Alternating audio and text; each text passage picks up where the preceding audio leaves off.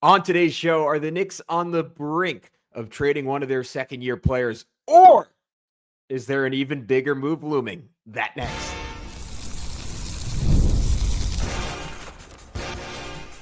You are Locked On Knicks, your daily New York Knicks podcast, part of the Locked On Podcast Network. Your team every day. You are locked on to the New York Knicks. My name is Gavin Schall. I'm a native New Yorker. I'm a credentialed media member that's been covering the Knicks for nearly a decade, and I'm the Saturday co-host of the Locked On NBA podcast. In fact, if you're interested in hearing my takes on the NBA as a whole, you can tune into Locked On NBA Daily today, where I will be filling in. But before we get into all that, today's episode is brought to you by FanDuel. Right now, new customers can bet just $5, and if your bet wins, you'll get $300 in bonus bets to use across the app. Download the app today. All right, guys, this is Locked On Knicks, part of the Locked On Podcast Network, your team every day, your daily podcast on the New York Knicks, getting the most detailed insight on your favorite team. At least five whole days a week, so be sure to join thousands of other Knicks fans on both YouTube and your favorite podcast platform in subscribing, liking, commenting, leaving a 5-star review for the best insight on your favorite team and to help, hopefully, one of your favorite podcasts grow. On today's show, as promised, I am joined by Kris Pursiainen. He is an NBA reporter for Clutch Points. He's also my friend. And we're going to get into some of the gritty details on the Malcolm Brogdon and Landry Shamet signing. Kris has been covering this team as a credentialed media member for 3 years, broken a whole lot of news over the last year in particular. I was really, really excited to get some of his insights into the front office's thinking of bringing in Brogdon and Shamet, whether or not a trade is inevitable, if an even bigger trade could be cooking underneath the surface, and some deeper thoughts on the Knicks front office and what this reflects about their current position on the team. We'll get into it all in just a sec, right here on Locked On Knicks. All right, guys, as promised, I am lucky enough to be joined by Kris Pursiainen. He is an NBA reporter for Clutch Points. He's been covering the New York Knicks. Kris, I failed to ask you this before the show. Wait, 4 seasons now you've been credentialed? 3 seasons you've been credentialed? 3. Yeah. 3 that's credentialed. Amazing. 6 none. Constantly breaking news, even more so, I think, since the last time you were on. Welcome back to the show, buddy. I'm incredibly excited to talk to you about what the Knicks roster is actually going to look like this year, because it's very much up in the air, more than it usually is on September 15th. Yeah, what's going on, Gavin? Thanks for having me back. It's always a pleasure. I love, as you can tell from our lengthy pre-recording a Yap session from me, I always love catching up with you. It's great to be here, and it feels like the wait is over. It feels like now you're not crazy for talking about some things to do with the NBA season. You know, I was out here in July being like, who are we buying stock in? And it's like, well, everyone's like, I'd like a beer and a hot dog and for you to shut up. Now people are kind of more into it, at WNBA playoffs going on, as we were discussing. So huge basketball time of year. I'm very excited, and it's always great to be here, like I said. So let's do it. I think officially, as of today, maybe tomorrow, 5 weeks out, it's incredible. You're going to blink and we will have basketball games, and maybe on channels and networks we didn't previously know we needed to have, but now we do. But we will have basketball games. Let's start off with this, because you've had some reporting about this. We've seen Ian Begley have some reporting about this. We've seen a bunch of people have some reporting about this. How inevitable is it that the Knicks ultimately make a trade to accommodate Malcolm Brogdon and Landry Shamet? Is this just a matter of time, or is there any world where like all these guys are legitimately just competing for one roster spot? Yeah, it's a good question to start us off. I would say you can never be too sure about tomorrow in the NBA, and sometimes that means with regard to injuries too. So if you remember last preseason, Landry Shamet getting a lot of buzz as a rotation contributor. Ian Begley, I believe, was the first to report that it really seemed like he was going to make the regular season rotation. And then unfortunately, during a preseason game, he injured his shoulder, and that was that for months with Landry. So I think the Knicks are not rushing themselves into irreversible decisions, like adding hot sauce or something. Like, you can always add more later. You can't really scrape off what you've already put on. So I think they're being judicious right now, but it does really seem to me personally, but honestly, who cares? The league expectation from what both Stephen Bondy and myself have reported for the New York Post and for Clutch Points is that the Knicks are still about a move or two away from being done with their offseason. Now, whether this happens to be a simple move of, hey, here's one of the 4 second-year guys that we drafted last summer. They make enough money where if we trade them for just draft capital, things work out under the second apron. Maybe it's that, right? But you look at a lot of these names that are coming out: Thomas Bryant, Alex Len, Trey Jameson III, reported by Bondi. The latter two will be working out for the team this week, and Dennis Smith Jr. as well. You get the sense that the Knicks are kind of acting like they have more roster spots than they do.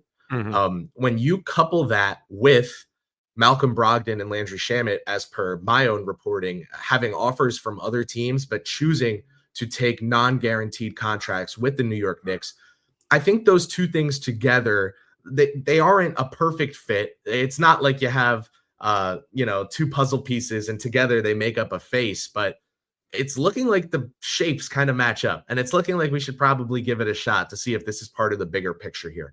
I'm not trying to do the win horse, anything. Now but you did the fingers, man. You can't say you're not trying to do it, then throw the fingers up.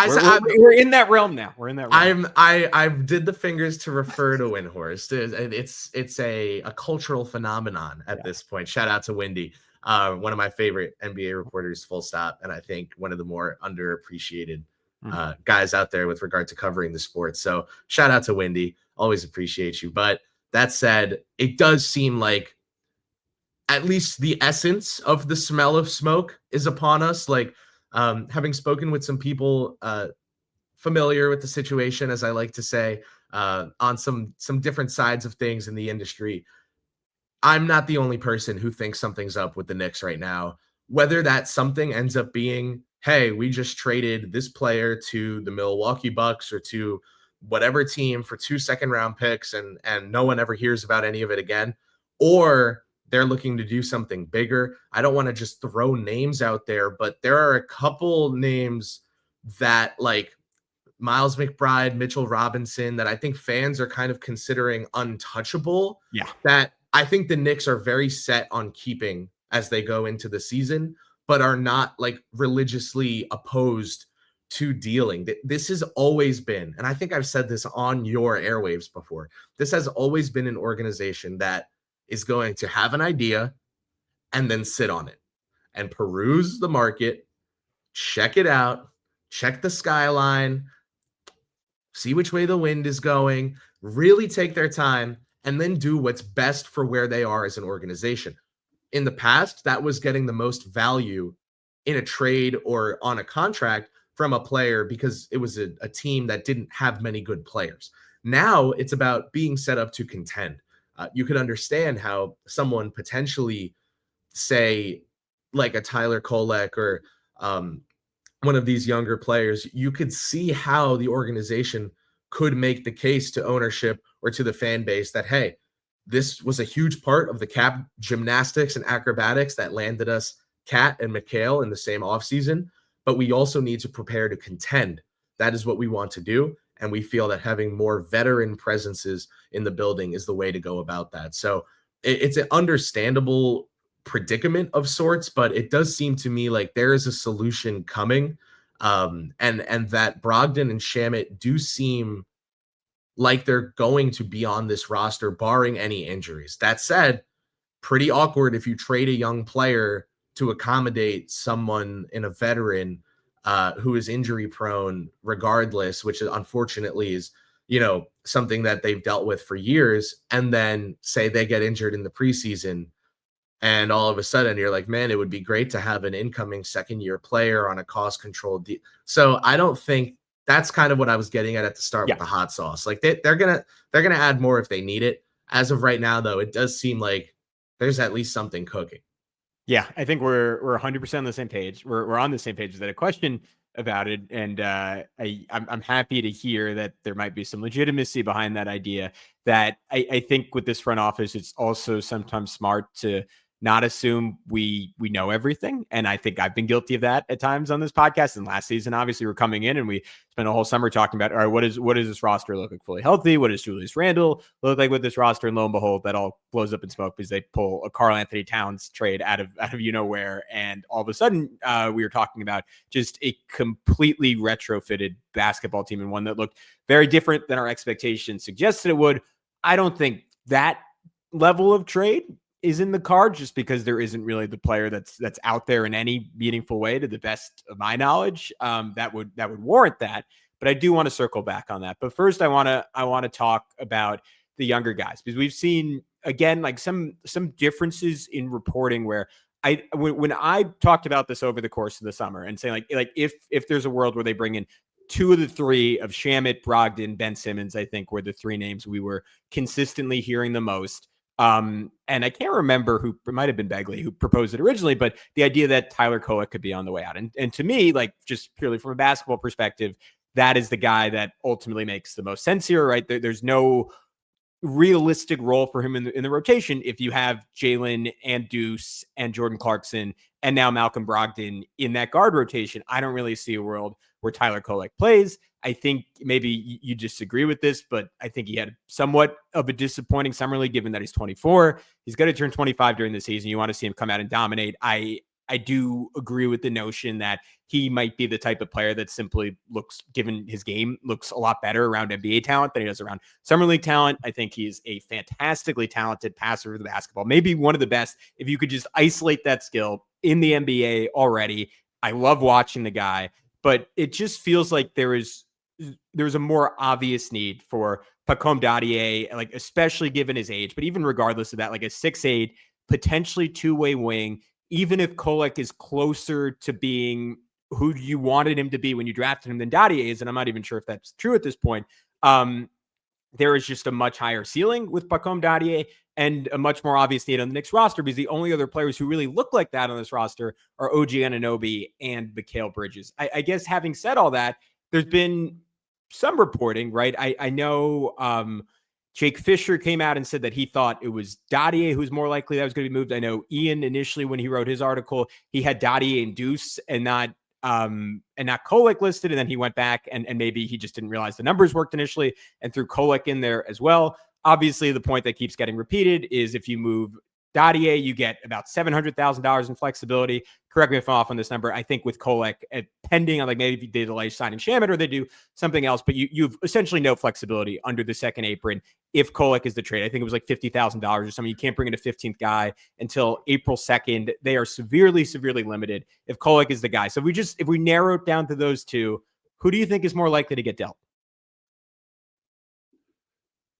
But first, I want to tell you about our good friends over at FanDuel. The NFL season is here, and FanDuel is making sure you're ready for kickoff with a can't-miss offer. Right now, new customers can bet just $5. And if your bet wins, you'll get $300 in bonus bets to use across the app. $300 for just a $5 bet winning. Guys, here's the reason I ultimately love using FanDuel. I am a New York Giants fan, and if you've been following for the last decade plus, there has not been a lot to cheer about. It is just really hard to get invested in your football team when they don't have an offensive line and they don't have a quarterback. So I like to have a little bit of extra skin in the game. The best way to juice up your Sundays is with FanDuel. So you're ready to play? Download the FanDuel app now by visiting FanDuel.com to get started. That's FanDuel.com to place your first $5 bet. Yeah, it's a tough question because it goes back to what we said earlier about the Knicks front office sitting on things, right? Yeah. So value-wise, probably going to get more for the raw, unpolished. Like you said, you look at a 6'8" wing and the first thing you think is potential, ceiling, you know? Yeah. You'll probably get more value for that guy, especially because you took him in the first round. And then you might for Tyler Kolek. Here's the thing. Maybe they don't. Maybe they peruse, they look around the market, and they're getting the offers for both guys. Teams kind of saying, hey, you're signaling that you're going to move one of them, so why are we going to overpay? Like, we're helping you, aren't we? So I think that's why New York is in no rush to rectify any of the numbers games here. I do think it's like $40,000 in flexibility, something like that, roughly, if Kolek is who is moved. But like you were saying, when it comes to Kolek, now Brunson and McBride, you understood the need for someone like Tyler Kolek, a guard who brings something to the table that honestly neither Brunson nor McBride do, in his just steady, high accuracy, high quality, well-read pick and roll operation, right? But with Malcolm Brogdon, that's kind of exactly that niche, and it's a more proven version of it. Forgive me for not remembering who exactly it was that wrote this, but I do remember one report saying last offseason or sometime after the drafting of Tyler Kolek that former head coach Tom Thibodeau was one of his biggest fans within the organization and was pushing for the team to draft him. I personally was over on Knicks Film School's airwaves saying that Tyler Kolek presented as a really great option in the draft. You were on this podcast. We put up Tyler Kolek, I think 2 days before the draft. It was a great call by you. Was the thumbnail for an episode. It was like, who did the Knicks take in the second round? And you were 100% on it. Yeah. And part of that was me knowing that they really liked him from a summer's worth of intelligence gathering. But another part of it was just looking at Brunson and McBride, the two most important guards on the roster, and saying, I got something for this. I have a third, I have a third perspective to bring to the table here. I have a third type of guard to bring to the table here. There's that scheme versatility we always talk about with regard to success in the NBA postseason. So I do think for Kolek, it's kind of like, I wouldn't look at it and say, oh, he wasn't good enough in summer league, so now they're dumping him off the plank. It's more so they know what he brings to the table. They know what he's good at. They clearly believe in him. They drafted him. They traded draft capital to acquire the draft pick that they then used to select him. So several second round picks went into the selection of Tyler Kolek in the second round of the NBA draft. All of that said, it's go time. As we were saying, it's contention window time. I had said pretty consistently last season that if you asked the New York Knicks, they would not tell you that they went into last season expecting to be a contender. They understood that it was kind of a shoddy roster construction with regard to, we really don't have a center besides Mitch, who's missing half the season. People thought that was why they traded for Cat. They were trading for Cat if they had 8 centers on the roster. But, it gives fans that feel that the team is reeling a little bit, or like, are they figuring things out as they go? I'm trying to figure out what they're doing as they go. That's normal. Are they figuring out what they're doing? They have no plan. There's no plan. So, but it's understandable when things aren't going great for people to ask questions and try to figure out, where to point that finger. All of this to say, it does seem now like, especially with the firing of Tom Thibodeau, which I wrote about earlier in the offseason, confirming that the Knicks view the 2025 to 26 season as the official first full year of their championship window. I think it cracked open a little earlier than they were expecting after game 2 against the Boston Celtics. I think that window opened up wider than they were expecting it to last season, when they were one of the 4 teams remaining in the NBA. That said, this is the first full season in which they'll be entering the year thinking we know who we need to be. And that's part of why they decided to part ways with a head coach who they ultimately did not believe was the best option for them, or would be the best outcome, or would bring the best results. The highest ceiling. And because of that, they were pretty intentional about their pivots. They brought in a head coach that they feel will collaborate with the front office, that when the front office asks him to start Robinson in place of Josh Hart during the Boston series, doesn't say, but we're up 2-0. Instead says, we were down 20 twice. I get it. I may not be right.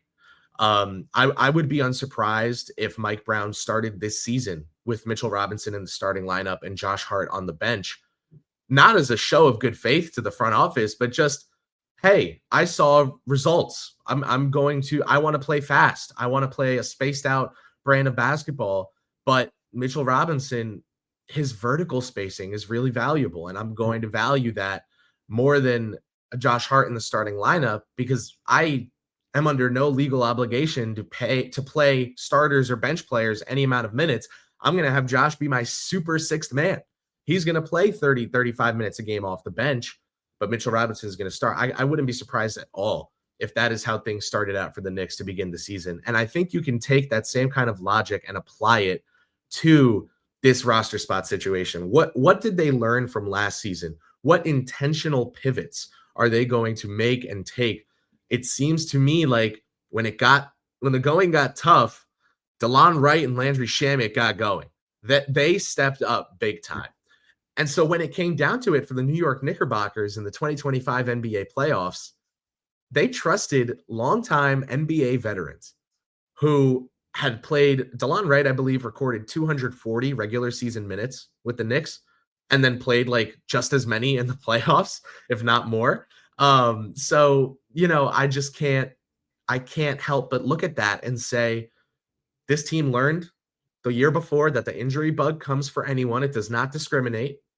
They learned to be clear, they were exceptionally healthy last year. And I think some of this is insulation against the idea that OG Anunoby might not tie a career high in games played again. They learned from the next season that even without depth, things can kind of work out. But then all of a sudden, when they need depth, they need depth. Mm-hmm. And it's going to have to come from wherever it's going to come from. If that means popping Campaign out of the rotation and throwing in DeLon Wright in the second, like the latter half of the second round of the NBA playoffs, and then riding that out, that's what it means, because that's what it's got to be. So I think New York is looking to be more intentional with their roster spots. You have to remember, they needed 4 rookies on the roster. They did not have some big focus on a youth movement.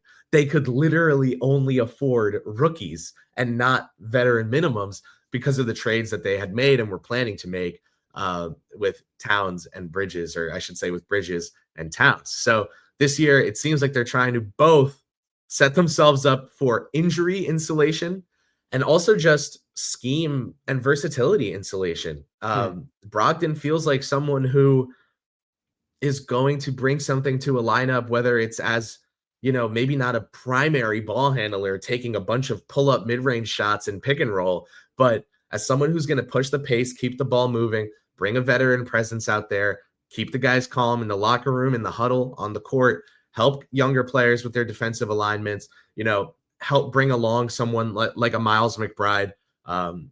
It's all to be seen, especially whether or not Brogdon makes the roster, but just the sense you get is this is all intentional. This is all a purposeful shift from the Knicks. And I think if you look at it from, I bet they're doing what they're doing on purpose. Let me try and figure out what that purpose is, instead of, I don't get what they're doing, so there must be no plan. I think you figure out a lot more about NBA front offices than fans even think that they are able to figure out just from looking at transactions. Caffeine just got a flavor upgrade. 5-hour energy shots deliver tasty caffeine in 17 bold flavors. Each 2-ounce shot packs the caffeine of a premium 12-ounce cup of coffee plus B vitamins, nutrients with 0 sugar and 0 crashes. What I love most is how portable they are. Big taste, tiny shot. You can take it anywhere and get the boost you need when you need it. My favorite part, and the reason I find myself so consistently reaching for them, is I love that it kicks in almost immediately and that it's sugar-free. So there's not really that guilt there. And I maybe get to have a little sweet treat later in the day. So I also don't have to worry about crashing later. Enough with boring, flavorless coffee. It's time to give your caffeine a flavor upgrade with 5-hour energy shots. Get the favorites you love, or be bold and try something new in-store and online at www.5hourenergy.com or Amazon today.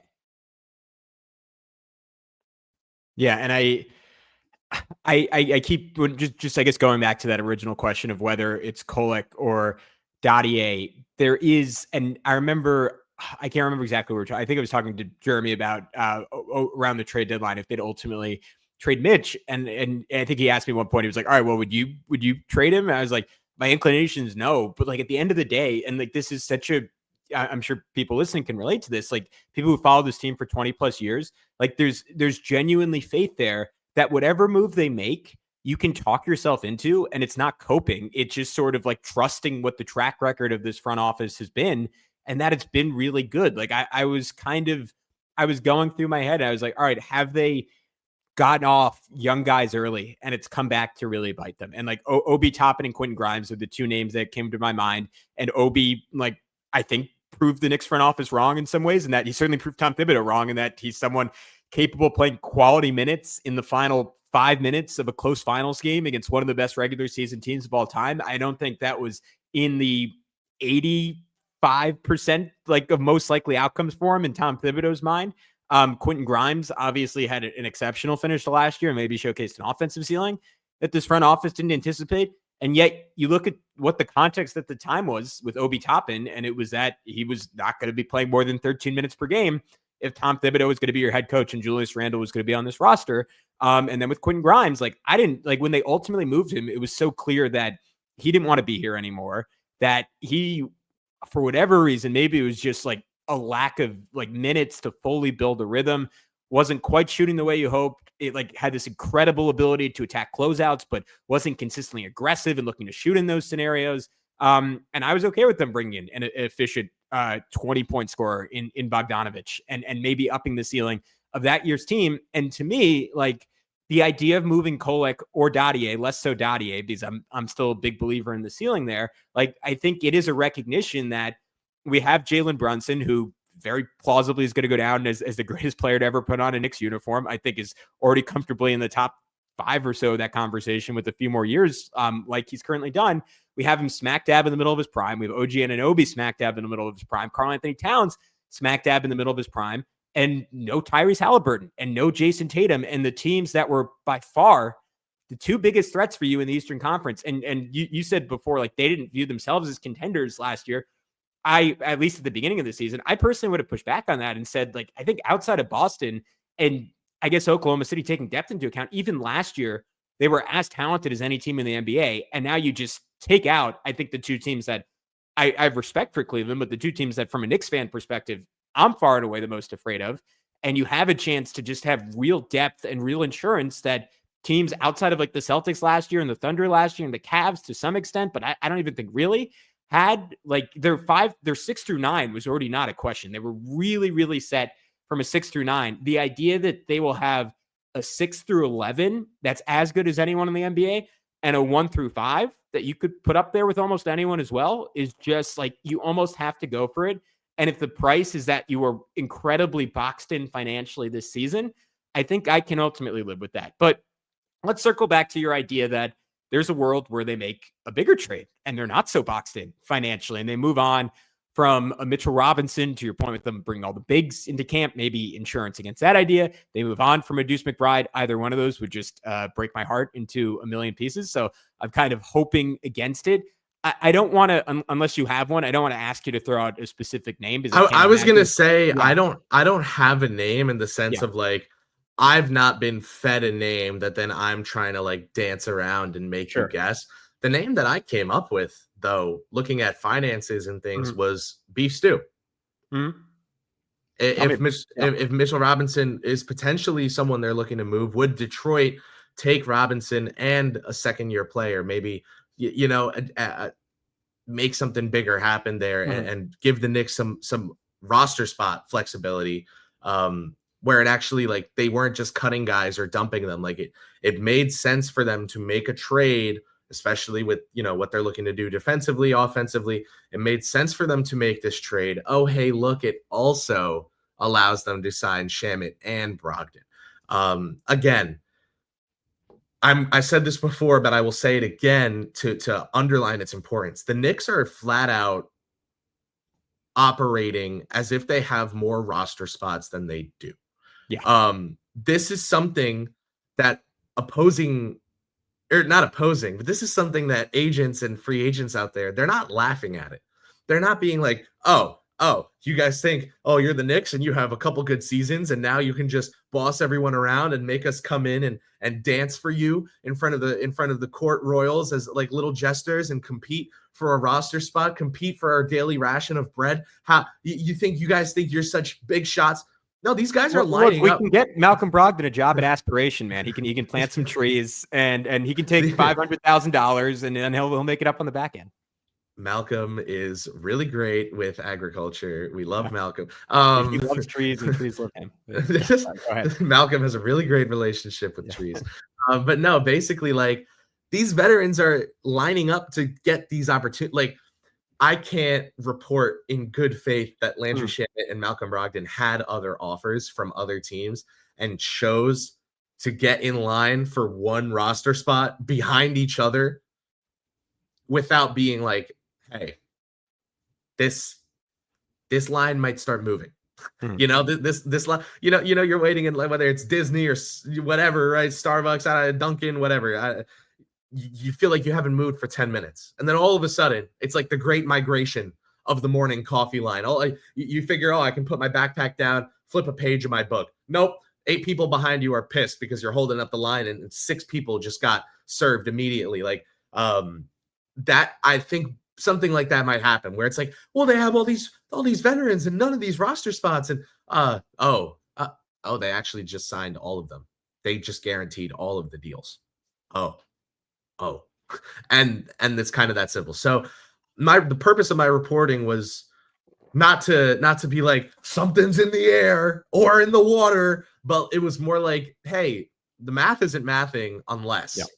And that's what kind of inspired me to go really dig into this and come up with the information that I did. All right, guys, that is it for today's episode with Kris Pursiainen. We ended up talking for close to an hour, so I decided to split it into 2 parts. But tune in tomorrow where we finish up this conversation and we get into just even broader thoughts on the front office, on what the rotation could potentially look like, and why Kris believes there's a pretty good chance that it is significantly expanded relative to last year, and then some bold predictions on the next season. We get into it all next time on Locked On Knicks.